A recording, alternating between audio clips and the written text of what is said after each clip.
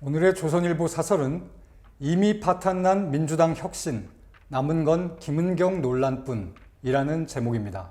김은경 더불어민주당 혁신위원장을 둘러싼 논란이 끊이지 않고 있습니다. 김 위원장은 지난 6월 취임 때 뼈를 깎는 노력으로 민주당을 윤리정당으로 거듭나게 하겠다고 했습니다. 하지만 당의 도덕성 회복은커녕 설화를 반복적으로 자초하더니 이제 김 위원장 개인사를 둘러싼 가족 공방까지 벌어졌습니다. 불 끌어왔다는 소방수가 오히려 불을 더 지르는 꼴입니다. 김 위원장은 남은 수명에 비례해 투표권을 갖는 것이 합리적이라는 발언으로 노인 폄하 논란을 일으켰습니다. 그걸 무마한다고 교수라 철이 없어서 라고 말해 교수 사회의 반발까지 샀습니다. 정권 교체 후 다른 사람들이 다 물러날 때 연봉 3억 원짜리 금융감독원 부원장 임기를 끝까지 채우고 윤석열 밑에서 임기를 마친 것이 치욕스러웠다고 했습니다. 민주당에선 친 이재명계 편향 지적도 나왔습니다. 혁신위 구성부터 친명 1색이었고 이낙연 전 대표를 겨냥해 당내 계파 정치는 부적절하다고 했습니다. 초선 의원을 만나 코로나 초선이라고 말해 무리를 빚었습니다. 민주당 원로가 김 위원장에게 개딸 홍위병 노릇할 것이 아닌 바에야 깨끗이 사퇴하라고 했을 정도입니다. 민주당이 혁신위를 띄운 것은 이 대표 사법 리스크와 돈봉투 사건, 김남국 코인 논란, 강성 팬덤의 폐해 등을 해결하기 위해서였습니다. 이 대표를 비롯해 민주당 의원에게 쏠린 도덕성 파탄 비판을 불식할 수 있는 시스템을 만드는 것이 최우선 과제였지만 2달이 다 되도록 아무 성과가 없습니다.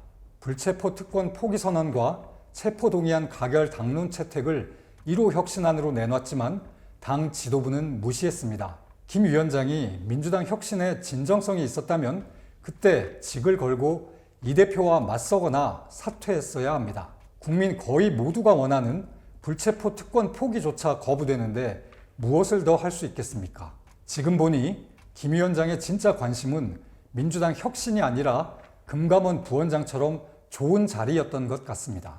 정당 혁신은 기본적으로 당내 문제이지만 민주당은 168석을 보유한 국회 제1당입니다.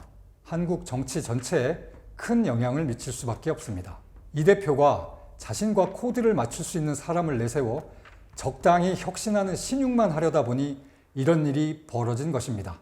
오늘의 조선일보 사설이었습니다. 오늘의 조선일보 사설은 운동권 출신 정치인들이 끼치는 해악 더 두고 볼 수 없다는 제목입니다. 과거 민주화 운동 핵심이었던 인사들이 운동권 출신 정치인들이 끼치는 해악을 두고 볼 수 없다며 오는 15일 민주화 운동 동지회를 결성한다고 밝혔습니다. 이들은 우리가 만든 쓰레기는 우리가 치우자며 반미, 반일 프레임에 갇혀 북한에만 관대한 운동권의 편협한 인식을 바로잡고 정당 정치 정상화를 위해 싸우겠다고 했습니다. 민청학년 사건으로 구속되고 민주노동당 정책위 의장을 지낸 주대환 씨, 서울대 삼민투 위원장으로 미 문화원 점거 사건을 주도한 하문경 씨, 조국통일범민족연합 남측본부 사무처장을 맡고 광우병 시위를 주도한 민경우 씨 등이 참여했습니다. 운동권은 군사 정권에 맞서 민주화를 이루는데 큰 기여를 했습니다. 민주화 이후 대부분은 생업으로 돌아갔지만 일부 학생운동권 간부들은 이 경력을 바탕으로 정치권에 진출했습니다. 김대중 노무현 정부에서 영향력을 키우더니 문재인 정부 들어 국정 전반을 장악할 정도로 권력을 극대화했습니다. 80년대 후반부터 지금까지 30년 권력이었습니다. 이제는 운동권 귀족이 됐다고 해도 과언이 아닙니다. 문제는 이들이 장기 권력화하면서 자신들이 내세웠던 민주주의, 인권, 정의와 반대로 갔다는 사실입니다. 이번에 출범하는 동지회는 이 잘못된 행태를 바로잡겠다는 것입니다. 문정권 5년간 민주주의 파괴 행태는 헤아리기 어려울 정도입니다. 출발부터 드루킹을 동원한 대규모 여론조작으로 시작했습니다. 선거법을 강제로 바꾸는 민주국가에서 상상할 수도 없는 폭거도 저질렀습니다. 위장 탈당, 회기 쪼개기 등 반민주적 작전을 예사로 사용해 입법 폭주를 했습니다. 문 전 대통령의 30년 친구를 울산시장에 당선시키기 위해 청와대 비서실 8개 조직이 나서서 야당 후보를 억지 수사했습니다. 대통령 비판 대자보를 붙였다고 청년들을 압수수색하고 주거침입으로 재판에 넘겼습니다. 5.18에 대해 정부 발표와 다른 주장을 하면 감옥에 보내는 법도 만들었습니다. 민주, 인권 무시는 국내에서만이 아니었습니다. 유엔의 북한 인권 결의안 공동 제안을 4년 연속 외면하고 귀순을 희망한 북한 어민들은 포승줄에 묶어 강제 북송했습니다. 김여정 말 한마디에 국제사회가 모두 반대한 대북전단 금지법을 밀어붙였습니다. 도덕성을 강조하던 사람들이 조국 윤미향 사태로 공정과 정의를 파탄냈습니다. 운동권 출신 시장, 도지사들이 성범죄로 물러났습니다. 억대 연봉을 받는 공공기관에 낙하산으로 무더기 취업하고 탈원전을 틈타 태양광 사업으로 돈을 벌었습니다. 각종 시민단체, 협동조합, 사회적 기업을 만들어 수조 원대 국민 세금을 타갔습니다. 운동권이 장기 권력이 되면서 이제는 서로 밀어주면서 국민 세금을 빼먹는 운동권 생태계가 만들어졌습니다. 민주당은 그 생태계를 확대하는 사회적 경제기본법 통과를 밀어붙이고 있습니다. 민주화는 운동권의 전유물이 아닙니다. 수많은 일반 시민의 노력이 없었다면 불가능했습니다.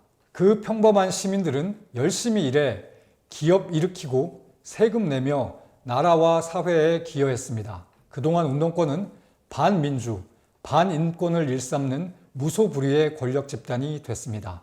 이 낡은 집단의 시대는 끝나야 합니다. 오늘의 조선일보 사설이었습니다. 오늘의 조선일보 사설은 잼버리 한탕으로 예산 2조 원 따는 전북도, 대가는 나라망신입니다. 새만금 세계 잼버리 대회의 부실 운영은 여성가족부를 비롯한 중앙부처 책임과 함께 잼버리 유치에 나섰던 전라북도의 책임도 큽니다. 전북도지사는 잼버리 조직위 집행위원장입니다.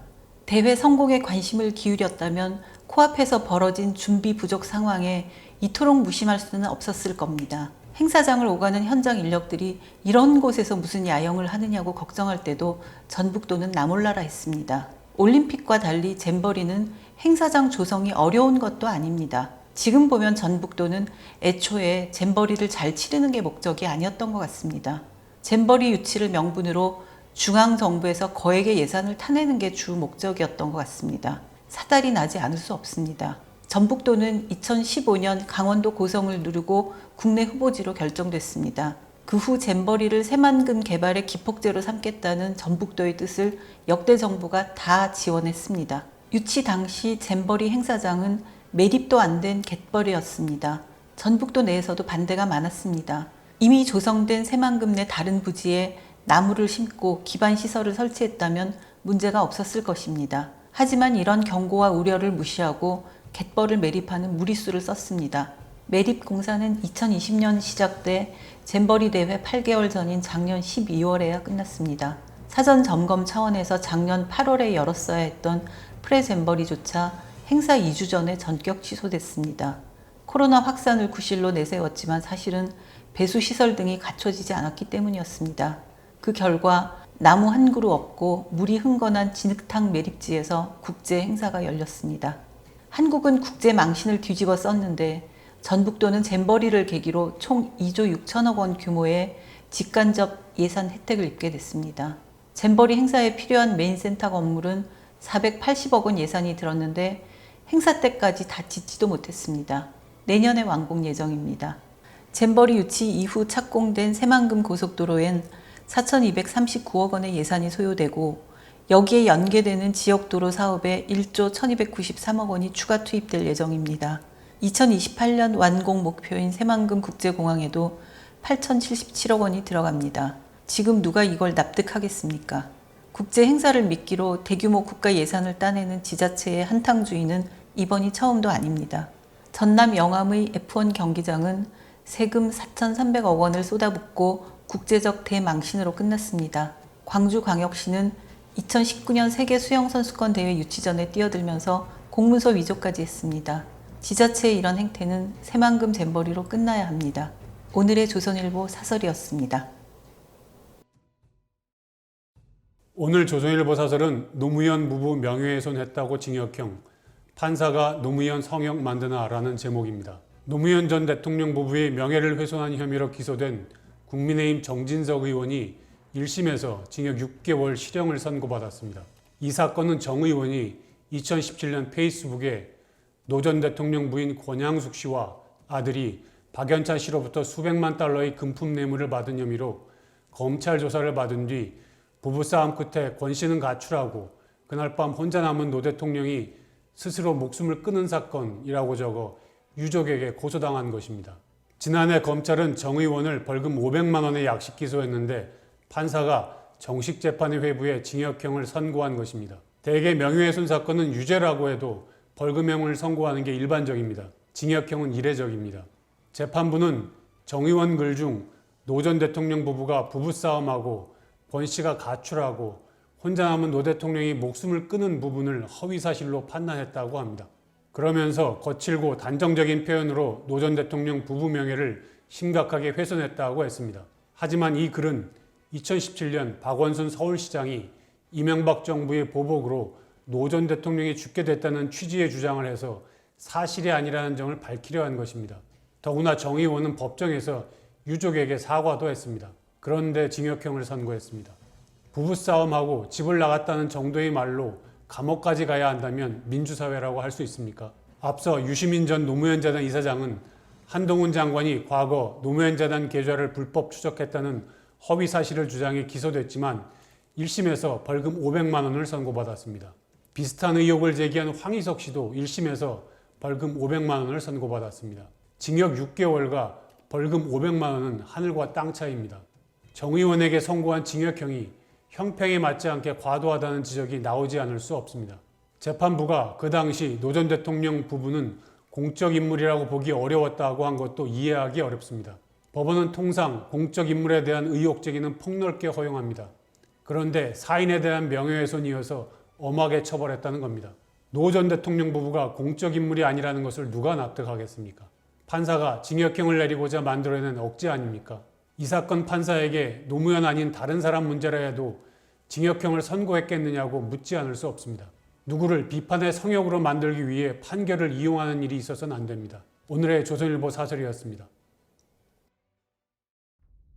오늘의 조선일보 사설은 위선, 내로남불 놔둔 채 이재명 민주당 강화하고 끝난 혁신위라는 제목입니다. 더불어민주당 혁신위원회가 당대표 선출 시 대의원 투표를 배제하고 이른바 개딸이 주축인 권리당원의 권한을 강화하는 방안을 마지막 혁신안이라며 내놓고 활동을 종료했습니다. 민주당이 혁신위를 만든 이유는 이재명 대표 방탄 논란, 돈봉투 사건, 김남국 코인 사건, 꼼수 탈당과 복당, 강성 팬덤 등 사람들 눈살을 찌푸리게 만든 문제들 때문이었습니다. 국민은 혁신위가 민주당이 내로남불과 위선에서 벗어날 도덕성 회복 방안을 내놓을 것이라고 생각했습니다. 그런데 그런 방안은 하나도 내놓지 않고 개딸 권한 강화로 당내 갈등만 키우고 활동을 끝냈습니다. 민주당이 검찰의 정당한 영장 청구라는 조건을 달아 불체포 특권 포기를 사실상 거부했을 때 혁신위는 모른 척 넘어갔습니다. 혁신위가 돈봉투 문제에 대안으로 내놓은 것은 엉뚱하게 대의원제 폐지와 권리당원 권한 강화였습니다. 친이재명계에 유리한 방안입니다. 정치권에선 내년 총선 전에 이재명 대표가 물러나더라도 친이재명 인물이 당 대표가 될 수 있는 기반을 만든 것이라고 합니다. 국민이 바란 것은 돈봉투를 주고받지 말고 국회 회의 중에 코인 거래하지 말고 꼼수 탈당하지 말라는 것이지 전당대회 제도를 바꾸라는 것이 아니었습니다. 대부분 국민은 민주당 대표 선출 방식을 알지 못하고 알아야 할 이유도 없습니다. 그나마 혁신위 활동에서 주목할 부분은 여론조사 결과입니다. 혁신위가 민주당 정치인이 비호감인 이유를 물었는데 국민 절반가량이 무능과 부패를 꼽았습니다. 바로 이게 혁신위가 출범한 이유입니다. 같은 질문에 민주당 의원을 가장 가까이에서 지켜본 민주당 당직자와 보좌진은 67%가 위선을 꼽았습니다. 그런데도 민주당 혁신안에서 무능, 부패, 위선을 해결할 방안은 하나도 없습니다. 이재명 대표가 고른 혁신위원장들을 보면 이런 결과가 나올 수밖에 없습니다.